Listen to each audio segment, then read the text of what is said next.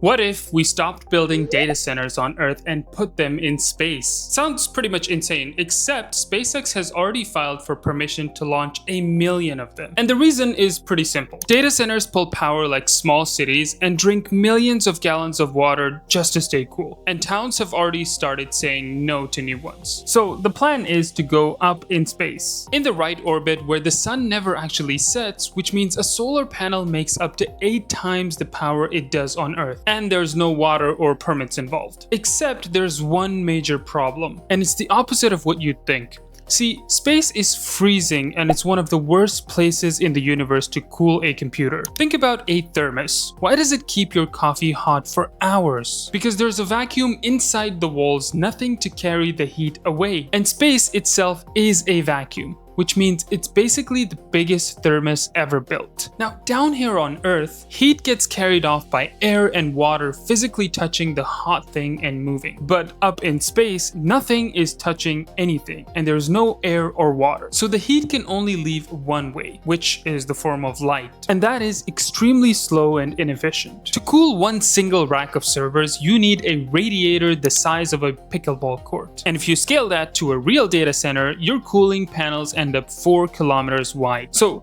technically, yes, it is possible to build data centers in space, it's just that they would be too expensive and inefficient. For more tech explainers like this, subscribe.